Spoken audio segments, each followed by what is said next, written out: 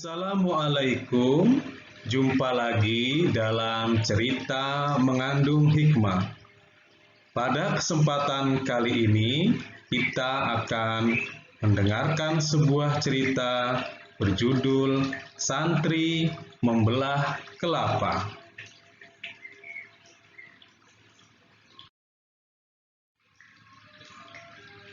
Pada suatu pagi, Ustadz Kamil memanggil 4 orang santri. Maka datanglah Hadi, Ibnu, Udin, dan Nafi menghadap kepada Ustadz Kamil. Ustadz Kamil pun menyampaikan maksudnya.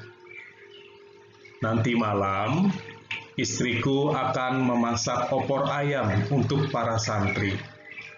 Kalian bantulah aku membelah kelapa tua ini agar nanti dapat diparut dan diambil santannya.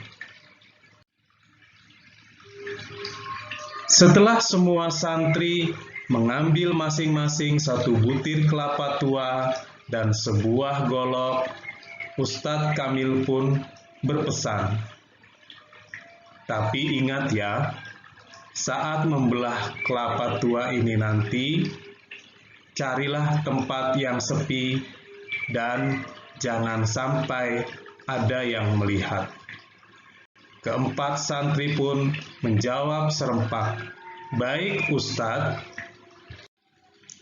Keempat orang santri itu pun bergegas pergi menjauh mencari tempat untuk membelah kelapa. Tidak berapa lama kemudian, para santri pun kembali menghadap kepada Ustadz Kamil. Hadi, Ibnu, dan Udin datang dengan wajah berhiaskan senyum yang gembira. Namun, Nafi belum terlihat menghadap Ustadz Kamil. Selang beberapa saat, Nafi pun datang. Ia tampak murung dan bingung. Ustadz Kamil kemudian menanyakan bagaimana para santrinya membelah kelapa tua itu. "Saya membawa kelapa tua ini ke dalam kamar saya, Ustadz," jawab Adi. "Di sana tidak ada seorang pun yang melihat saya membelah kelapa tua ini." "Saya pun begitu, Ustadz," jawab Udin. "Tidak ada orang yang melihat saya membelah kelapa tua ini karena saya membelah kelapa tua ini di rimbunan pohon bambu yang sangat rapat." "Apalagi saya, Ustadz," ucap Ibnu. "Saya membelah kelapa tua ini di dalam sumur kering yang sudah tidak terpakai, dan tidak ada yang melihat saya ketika saya membelah kelapa ini." Adi, Ibnu, dan Udin pun menyerahkan potongan buah kelapa yang siap diparut kepada Ustadz Kamil. Namun, tidak demikian halnya dengan Nafi.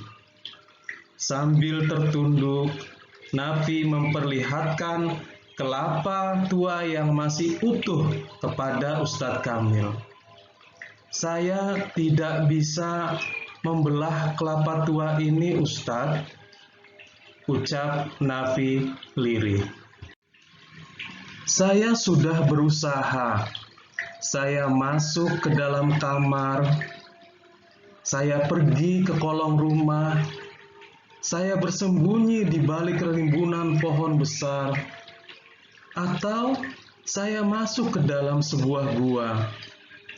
Tetapi ketika saya hendak membelah kelapa tua ini, selalu saja ada yang melihat saya."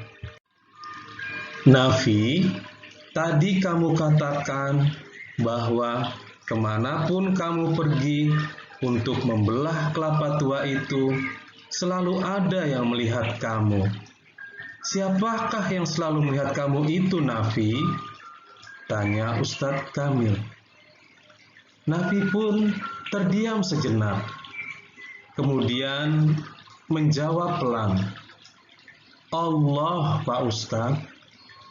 Kemanapun saya berada, dimanapun saya berada, untuk membelah kelapa tua itu, saya selalu merasa Allah melihat perbuatan saya, ucap Nafi pelan. Ustadz Kamil pun tersenyum mendengar jawaban Nafi.